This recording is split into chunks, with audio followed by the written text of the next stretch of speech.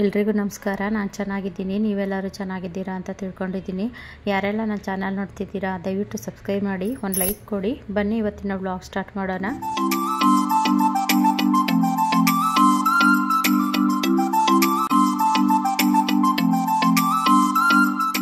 ಇವತ್ತು ಒಂದು ನರ್ಸರಿ ಕರ್ಕೊಬಂದಿದ್ದೀನಿ ನಿಮ್ಮನ್ನು. ಬನ್ನಿ ಹೋಗೋಣ, ಅಲ್ಲಿ ಯಾವ್ಯಾವ ಥರ ಗಿಡಗಳಿದೆ, ಎಷ್ಟು ರೇಟು ಅಂತ ಎಲ್ಲ ನೋಡೋಣ ಬನ್ನಿ.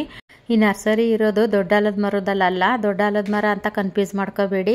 ಇದ್ರ ಅಡ್ರೆಸ್ಸು ನಾನು ಲಾಸ್ಟಲ್ಲಿ ಹೇಳ್ತೀನಿ, ಯಾಕೆಂದರೆ ಫಸ್ಟೇ ಹೇಳಿದ್ರೆ ನೀವು ವಿಡಿಯೋ ನೋಡಲ್ಲ, ಅದಕ್ಕೋಸ್ಕರ ನಾನು ಲಾಸ್ಟಲ್ಲಿ ಹೇಳ್ತೀನಿ.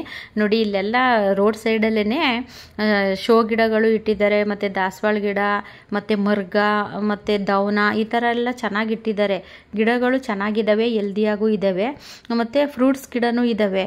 ಅಂದರೆ ಚಿಕ್ಕ ಗಿಡದಲ್ಲೇ ಸಪೋಟ ಎಲ್ಲ ಬಿಟ್ಟಿದೆ.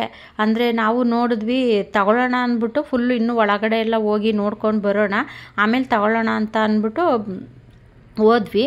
ನೋಡಿ, ಅಲ್ಲೆಲ್ಲ ಅವರು ತೋರಿಸ್ತಾ ಇದ್ದಾರೆ, ಆ ನರ್ಸರಿ ಓನರು ತೋರಿಸ್ತಾ ಇದ್ದಾರೆ ಇದು ಯಾವ ಥರ ಮಾವಿನ ಗಿಡ ಅಂತ ಅವು ನರ್ಸರಿ ಓನರು ನಮಗೆ ಹೇಳ್ತಾ ಇದ್ರು, ಮತ್ತು ಗಿಡದ ಬಗ್ಗೆ ಎಲ್ಲನೂ ಎಕ್ಸ್ಪ್ಲೇನ್ ಮಾಡ್ತಾಯಿದ್ರು. ಚೆನ್ನಾಗೂ ಮಾತಾಡ್ಸಿದ್ರು, ಮತ್ತು ಅದು ಗಿಡದ್ದೆಲ್ಲನೂ ತೋರಿಸಿದ್ರು ನಮಗೆ. ನಳಿನವರು ಪರಿಚಯ ಅಂತೆ ಇವರು ನರ್ಸರಿ ಅವ್ರಿಗೆ, ಹಂಗಾಗಿ ನಳಿನವರು ಕರ್ಕೊಂಡೋದ್ರು. ಅವತ್ತು ನಳಿನವ್ರ ಮನೆಗೆ ಹೋಗಿದ್ವಲ್ಲ ನಾವು, ಹಂಗಾಗಿ ನರ್ಸರಿ ಎಲ್ಲ ವಿಸಿಟ್ ಮಾಡೋಣ ಅಂದ್ಕೊಂಡು ಹೋಗಿದ್ವಿ. ನೋಡಿ, ಮಾವಿನ ಗಿಡದಲ್ಲಿ ಅದು ಈ ಪೀಚು ಆಗಿದೆ, ಮತ್ತು ಹೂವು ಎಲ್ಲ ಚೆನ್ನಾಗಿ ಬಿಟ್ಟಿದೆ. ನೋಡಿ, ಇದೇ ಒಂಥರ ಬೇರೆ, ಮತ್ತು ಇದು ಬೇರೆ ಅಂತ ಎಲ್ಲ ಹೇಳ್ತಾ ಇದ್ರು. ಮನೆ ಮುಂದೆ ಮತ್ತು ಗಾರ್ಡನಲ್ಲೆಲ್ಲ ಹುಲ್ ಥರ ಬೆಳೆಸ್ತಾರೆ ನೋಡಿ, ಕುತ್ಕೊಳೋದಕ್ಕೆ ಎಲ್ಲ.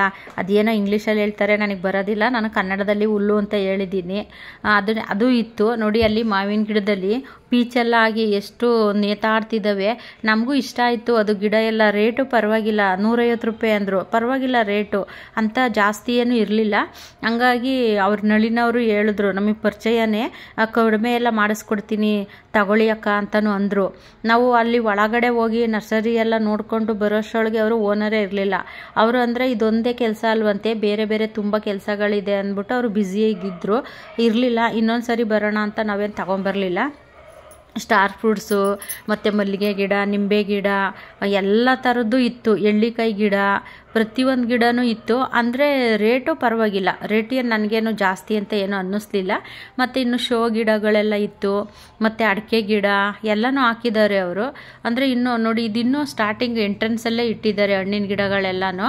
ನೋಡಿ, ಅದು ಸಪೋಟ ಗಿಡ ಗೊಂಚಲು ಬಿಟ್ಟಿದೆ. ನನಗಂತೂ ತುಂಬ ಖುಷಿ ಆಯ್ತು ಅದು ನೋಡಿ. ಗಿಡಗಳು, ಹಣ್ಣಿನ ಗಿಡಗಳಂತೂ ತುಂಬ ಚೆನ್ನಾಗಿದ್ದಾವೆ, ಹೆಲ್ದಿಯಾಗೂ ಇದ್ದಾವೆ.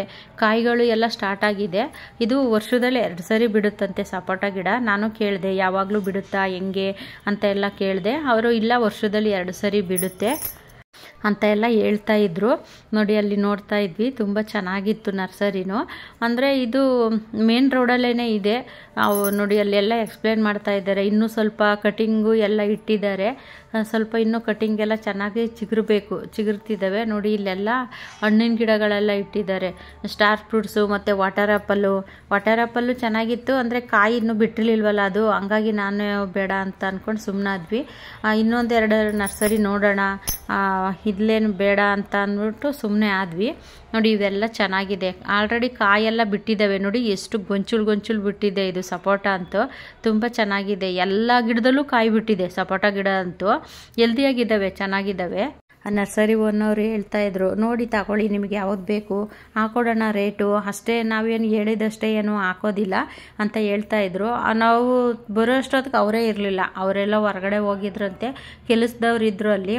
ಕೆಲಸದವ್ರ ಹತ್ರ ನಾವು ಜಾಸ್ತಿ ರೇಟೆಲ್ಲ ಮಾತಾಡೋಕ್ಕಾಗೋದಿಲ್ಲ ಅಂತ ಅಂದ್ಬಿಟ್ಟು, ಈಗ ಅವರು ಕೊಡೋದು ಇಲ್ಲ, ಹೆಚ್ಚು ಚೌಕಾಸಿ ಮಾಡಿದ್ರು ಕೊಡೋದಿಲ್ಲ ಅವರು ಕೆಲಸದವರು. ಹಂಗಾಗಿ ಇನ್ನೊಂದು ಸರಿ ಬಂದು ತಗೊಳ್ಳೋಣ ಅಂತ ಅಂದ್ಕೊಂಡು ಬಂದ್ವಿ. ಯಾರಿಗೆಲ್ಲ ಬೇಕು ಹೋಗಿ ನರ್ಸರಿಗೆ. ಅಂದರೆ ಇದೇನು ಪ್ರಮೋಷನ್ ವಿಡಿಯೋ ಅಂತ ಅಲ್ಲ, ಚೆನ್ನಾಗಿದೆ. ಅಂದರೆ ಹಣ್ಣಿನ ಗಿಡಗಳೆಲ್ಲ ಚೆನ್ನಾಗಿದೆ, ರೇಟು ಕಡಿಮೆ, ಹಂಗಾಗಿ ಹೇಳ್ತಾ ಇದ್ದೀನಿ ಅಷ್ಟೇ.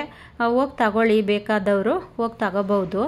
ನೋಡಿ, ಇಲ್ಲೆಲ್ಲ ಹುಲ್ಲೆಲ್ಲ ಹಾಕಿದ್ದಾರೆ ನೋಡಿ. ಇವಾಗ ಗಾರ್ಡನ್ಗೆಲ್ಲ ಹಾಕೊತಾರೆ, ಮತ್ತು ಮನೆ ಮುಂದೆ ಎಲ್ಲ ಹಾಕೊತಾರೆ ನೋಡಿ, ಆ ಥರದ್ದು ಎಲ್ಲ ಇಟ್ಟಿದ್ದಾರೆ.